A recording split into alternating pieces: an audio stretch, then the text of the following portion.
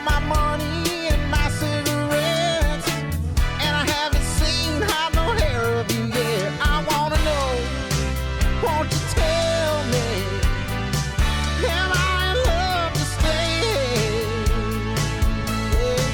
Yeah, yeah. Take me to the river, washing me down.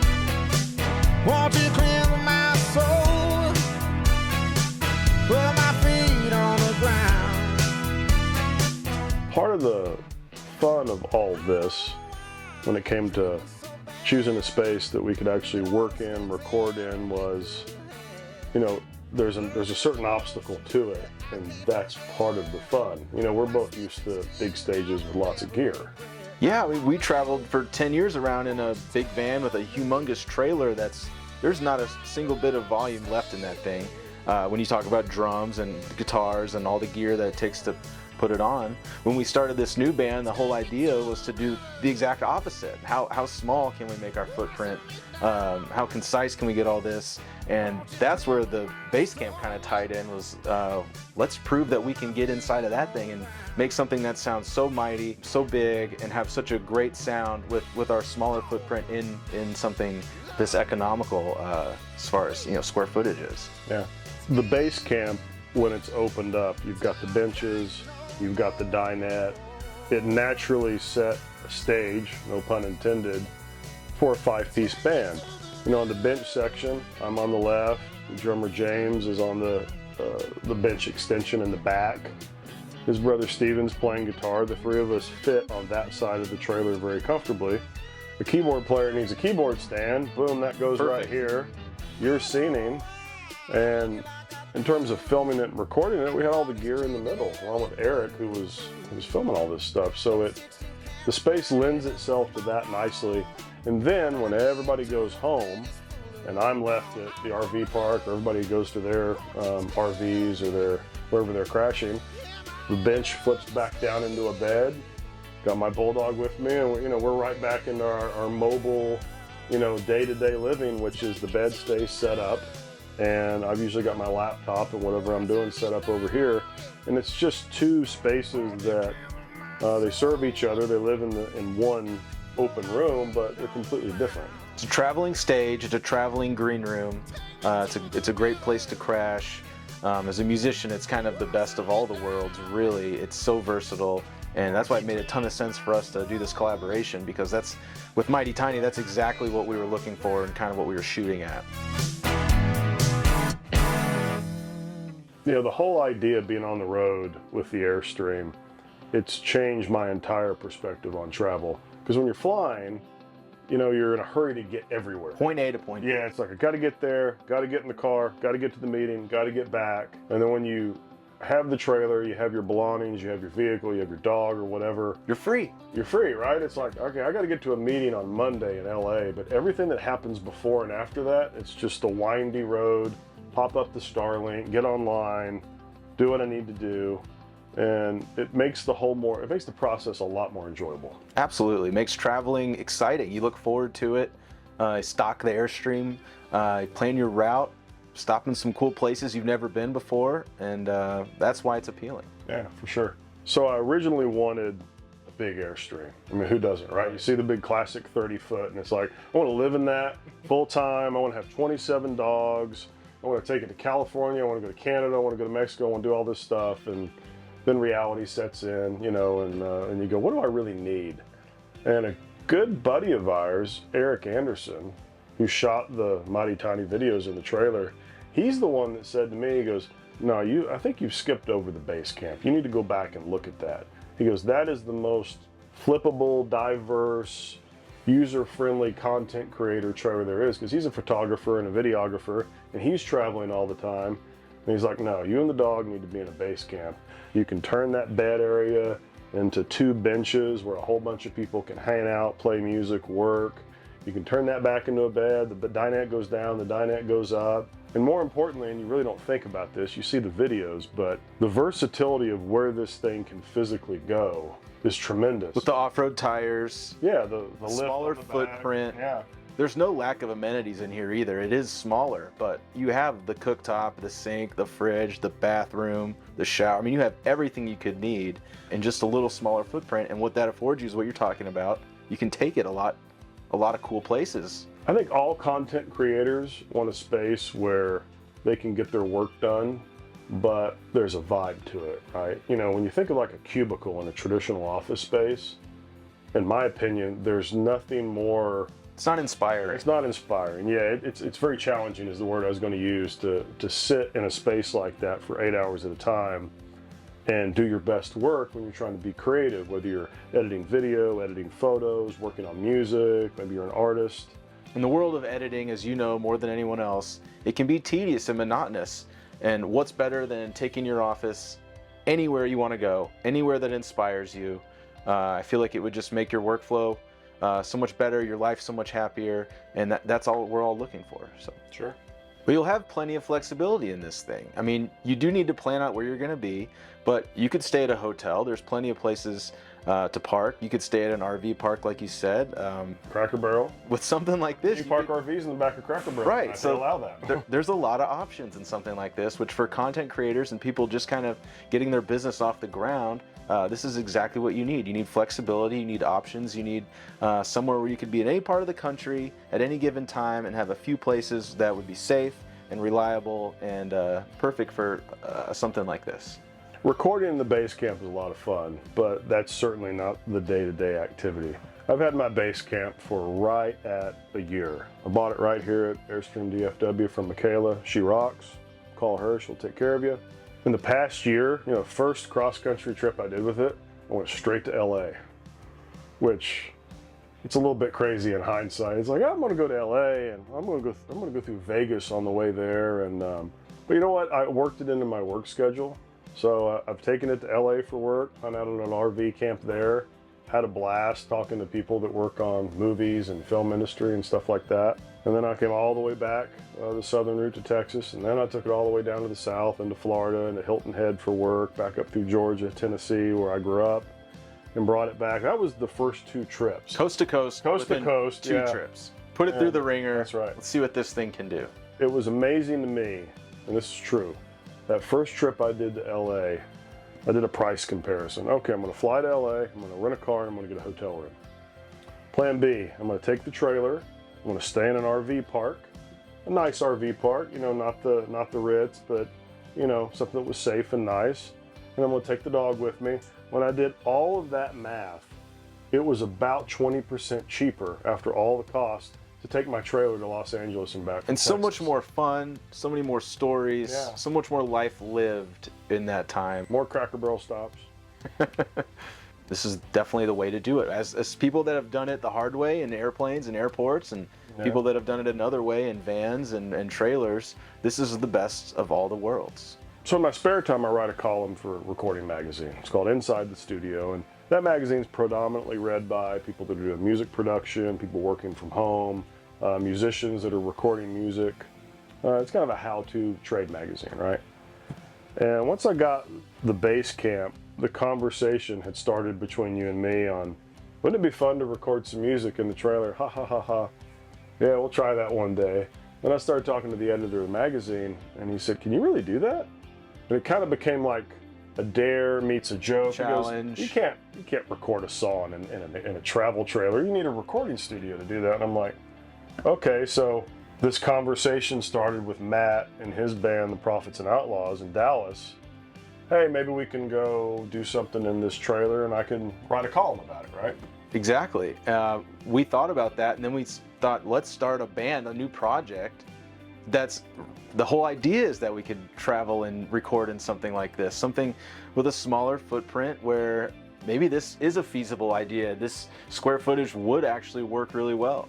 And we might have talked about it a little bit already, but there's plenty of room in here for all 5 of us, all 5 of our instruments. We even got a console in here with a computer.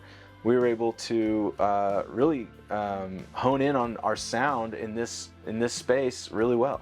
The original band Mark was going to help us out with, called Prophets and Outlaws. We were a band out of DFW. We've been around for 12 years, and Mark's been helping us out with our new record and been getting to know the guys, becoming one of the band members in a sense. But we're a traditional 5-piece kind of country southern band. We travel in a big trailer with tons of equipment. It takes a lot. We get to the gigs very early to sound check and set up all this stuff. And honestly, it's one of the harder things about being in a band. It's not performing, as we've talked about. It's setting up and tearing down and managing all that gear. They don't pay you to play music. They pay you to set up all the gear and tear down all the gear and deal with all the stuff that goes with it. It's so true. We're almost more like furniture movers than musicians, and the reward is we get to play for 90 minutes in front of a bunch of people. So when we met Mark, we'd always had the idea of maybe doing a different project, maybe not so country focused or southern soul, like something completely different.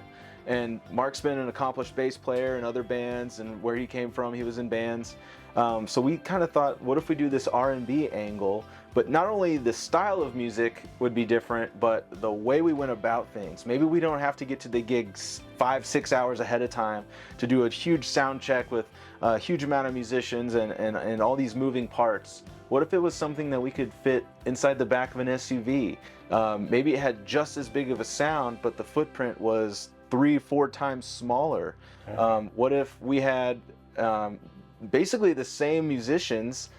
We just kind of went about it a different way. Now we have all this experience with how Prophets and Outlaws runs and this big operation. What if we did the antithesis of that in the band Mighty Tiny? Yeah, Mighty Tiny, big sound, small space, and it really was not even an SUV. The conversation was, what's an instrumentation that we could fit in the trunk of a car? That's where it all started. And then the Airstream conversation, the Basecamp recording idea was going on parallel to this. We said, we could go record some songs in the Airstream and see how that turns out. So we went down to the range down in Bristol, Texas. Great property. They do a great job down there. They got vintage RV rentals. Then they have a whole bunch of open slips for Airstream owners exclusively. You can't go in there with any other kind of RV. So it's the best clientele, really, right? So anyway, we went down there, and our goal was we actually weren't going to record everything inside here. We thought we'd go down there at dusk and feature the property. It's a beautiful property. Down there, not only is it beautiful, there's tons of places to park. It's a great place for vacation. I've since brought my wife down there, who honestly, candidly, isn't really an RV person yet. We're working on her. But we stayed in this classic 1953 beautiful Airstream. She loved it maybe more than I did, honestly, at times. It was glamping at its best. And when we went down there with the band, that was the first time I got to check it out. The property's gorgeous. We did our first video out in front of Mark's Basecamp. It's hot. It was so hot. It was June. It was the end of June. It was just starting to get uncomfortably hot. And unfortunately, 106 degrees hot, even with the sun going down. Oh yeah, it's dusk. It's getting dark. It's starting to feel a little better, but it's still over 100 degrees. We're dying. We're sweating. The videographer Eric, one of his cameras, one of his Blackmagics failed. Doesn't work. It just went down. So his Nikons were still working, and we're like, okay, this is bad. We're like solid wet. We fought through it though. We're all wearing gray T-shirts. We fought through it, and then when we saw the footage of the video outside, we all looked kind of pale white. We had, just sweat coming through our shirts. So we thought, why don't we go inside the base camp? We can at least crank the AC for a little while and cool off. And when we got situated in there, we realized this is probably what we should have been doing the whole time. Yeah.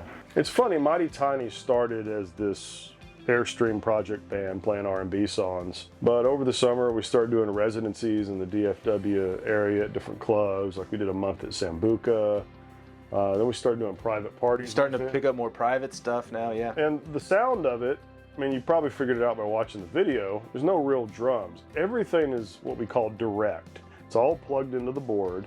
The only thing in the whole band, the only instrument that's making any acoustic noise is your vocal, or all the vocals rather.